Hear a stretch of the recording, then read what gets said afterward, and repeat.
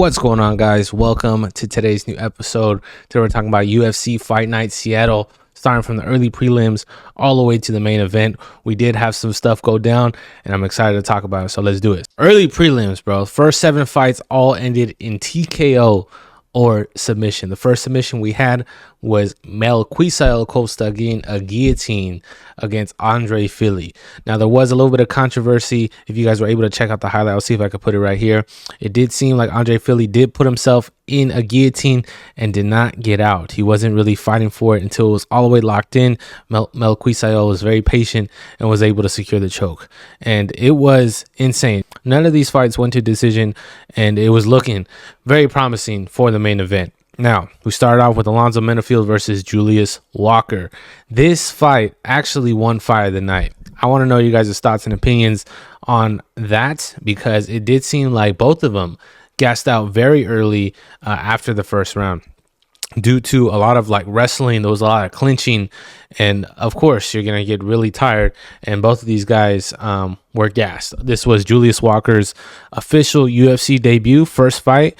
He did look good out there, but there is lots of work that he needs to do just to be more experienced out there, especially not gassing out. A lot of the punches were there was not a lot of power behind the punches from both fighters. So that was very interesting to see that one fight of the night. We also had Gian Silva. Let me know in the comments how to pronounce that. But Fighting Nerds, they're looking strong. He had a TKO, kind of a clip farming from Gian Silva. He knocked him down. He looked at him, looked at the ref. They didn't stop the fight, and he started throwing these Yoel Romero type elbows and ended up closing the show. His performance, one performance of the night, and very promising. And he's gaining a lot of momentum, just like Carlos Prates. These guys at Fighting Nerds, they're doing something right. Whatever they're doing it right. Now, this fight with Rob Font and Gene Matsumoto, I believe, should have won fight of the night. Rob Font started off strong with lots of intense power and speed, and Gene Matsumoto was able to gain his composure, and even on the ground he was able to counter a lot of Rob Font's submissions. I remember in this fight specifically that Rob Font had a Kimura and Gene Matsumoto had an easy counter. He was able to put his hips in and able to block that Kimura. I believe Gene Matsumoto is also on the Ankalaev and Alex Pereira card, so that's in 2 months, maybe a month and a half. So I was surprised to see that. So we're gonna see a lot more of him.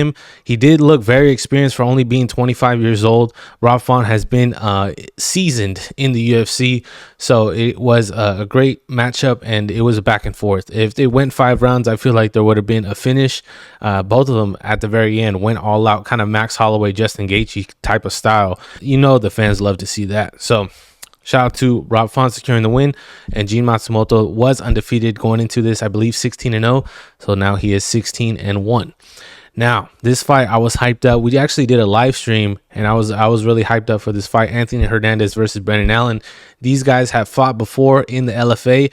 Anthony Hernandez won by decision, and he won by decision on Saturday night. And Brendan Allen started off strong with lots of calf kicks, really showing his power.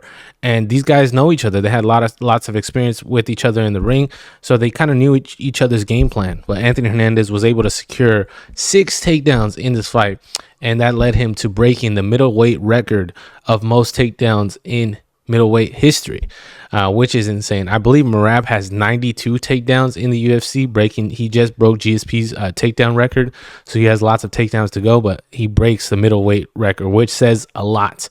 And Anthony Hernandez was able to get out of Brendan Allen's submissions. There was some close ones, I'm not gonna lie. Lots of reversals and exchanges.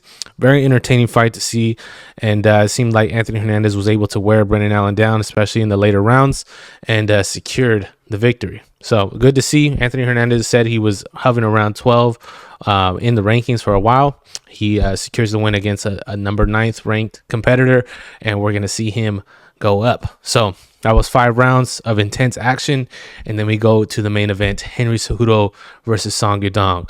In the weigh-ins, Henry Cejudo broke a fortune cookie and said that there was going to be a 4th round TKO, and unfortunately we did not see that. Henry Cejudo did look fast, though. He was throwing lots of feints. Song Yadong was a lot more patient, especially in the first round. Second round, he started picking things up, started landing some jabs. Henry Cejudo was finding his range. did not get any takedowns on Song Yudong. Song Yudong was fast to defend those takedowns, and in the third round we did see an eye poke. It was fast. Now, when I was watching this live, I didn't really get to see it until they put it in slow motion. Song Yudong put his hands open into Henry Cejudo's eye and ended up getting it right into his eye there. And this led to Henry Cejudo having to take a break. He used as much time as he could, I believe over 5 minutes of break time, and they got back into the fight. Henry Cejudo said he can't see. He said, bring a doctor in here. I can't see anything. I'm seeing double. I'm seeing blurry. And unfortunately, the ref had to, start the fourth round, end it, and then they went to the judges' scorecards, and Song Yudong was victorious. Now, I feel like as a fan, it felt like, we got robbed from what could have been a very great matchup on a very great card, but unfortunately, we did not get to see that. And both of them looked very open for a rematch. The only person who is not looking forward to that is Dana White, unfortunately, when he was asked in the press conference after the fight. So if Dana White doesn't want to see it, it's going to be a tough ask, because both of them were willing to get another fight going on. Maybe just throw them in the Apex or just throw them on a co-main. But I did want to see what happened between the two. Henry Cejudo is 38 years old, towards the end of his career, and you want to make sure that the legend gets some respect. You would hate for this to be his last fight, and you don't want to see him to go like that with the eye poke and can't see and taking a break. A lot of people were booing him after getting eye poked, and for him, waiting and stuff. So we'll see. Let me know down in the comments if you guys would like to see a rematch, and do you believe Alonzo Menifield and Julius Walker should have won fight of the night? I would like to know you guys' opinions, but we did go live and give our thoughts and opinions during the fight, our reactions. So if you guys want to see that as well, I'll be more than happy to do that. So thank you guys. If you guys enjoyed this video, leave a like, comment down below, and if you guys are new, sub to the channel, and I'll catch you guys on the next episode. We out. Let's go.